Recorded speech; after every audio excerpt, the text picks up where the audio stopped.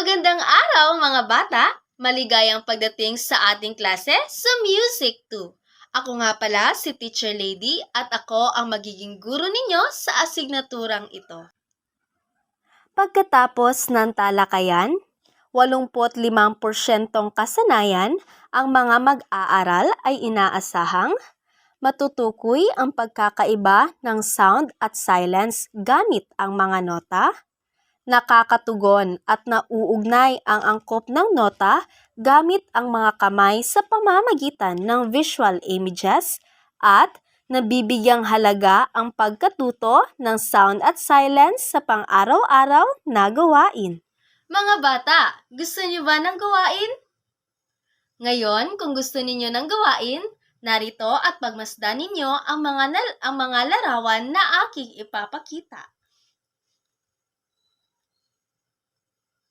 Ngayon, sa aking katanungan, ano ang napapansin niyo sa unang dalawang larawan? Tama, ang unang dalawang larawan ay ang batang umiiyak at ang batang hindi umiiyak. Ngayon, anong larawan ang gumagawa ng tunog? Tama, ang gumagawa ng tunog ay ang batang umiiyak. Samantalang ang hindi gumagawa ng tunog ay ang batang hindi umiiyak. Ngayon, pagmasdan ang larawan. Tama, ang mga nasa larawan ay ang telebisyon na nakabukas at ang telebisyon na hindi nakabukas. Anong larawan ang gumagawa ng tunog? Tama, ang larawan na gumagawa ng tunog ay ang telebisyon na nakabukas. Samantalang hindi gumagawa ng tunog ang telebisyon na hindi nakabukas. Ngayon, pagmasdan naman ang panghuling mga larawan. Tama, ang mga nasa larawan ay ang mapayapang kalikasan at ang kalikasan na malakas ang hangin. Ngayon, ano sa tingin ninyo ang gumagawa ng tunog?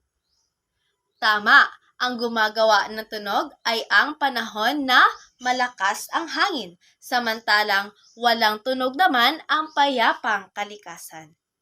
Lahat ng bagay sa ating paligid ay gumagawa ng tunog. Kahit saan tayo pumunta ay may naririnig tayong tunog.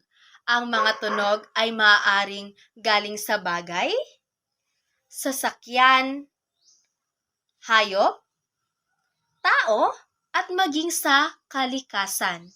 Ngayon, base sa ating naging gawain, ano sa tingin ninyo ang ating pag-aaralan ngayong araw na ito? Tama, ang ating pag-aaralan sa araw na ito ay tungkol sa may tunog at walang tunog. Kung sa Ingles, ito ay sound at silence. Magaling mga bata! Ang musika ay nagbibigay din ng tunog. Kapag nakakarinig kayo ng tunog, ano ang inyong ginagawa? Tama, napapasayaw, naipapalakpak ang mga kamay at naipapadyak ang mga paa. Ano naman ang ibig sabihin ng mga larawan na ito? Tama, ang nasa larawan ay simbolo o pananda sa kalsada. Ito ay pananda ng huminto o magpatuloy. Araw-araw ay nakakakita tayo ng mga pananda sa kalsada kapag tayo ay bumabiyahe. Ngunit, nakakita na ba kayo ng pananda sa musika? Wala pa. Sa musika ay may iba't iba ring simbolo o pananda. Ang simbolong guhit na ito ay nagpapakita ng tunog. At ang simbolong ito naman ay tinatawag na rest o pahinga. Ito ay nagpapakita ng walang tunog ng bahagi ng awitin. Ang bawat tunog ay may rhythm. Ano sa tingin ninyo ang rhythm? Tama, ang rhythm ay ang daloy o galaw ng musika. Nakakaramdam tayo ng rhythm sa ating katawan gaya ng pagpalakpak, pagpadyak at pagtango ng ulo. Ang rhythm ay may tinatawag na beats o pulso na maaring walang tunog. Ito rin ang paraan na ang sounds at silence ay naipagsasama sa pagkakasunod-sunod ng malakas at mahinang elemento. Pag-aralan natin ang mga simbolong ito sa musika. May mga rhythms na may isahang tunog. Ang iba naman ay may dalawang tunog. Ang quarter note ay may katumbas na isang palakpak. Ang eighth note ay may katumbas na dalawang palakpak.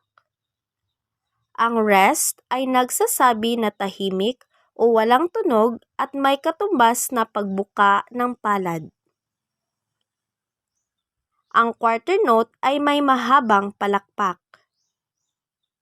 Ngayon, pag-aralan ang bawat rhythmic pattern at ibigay ang katumbas nitong palakpak para sa tunog at magbuka ng kamay para sa walang tunog.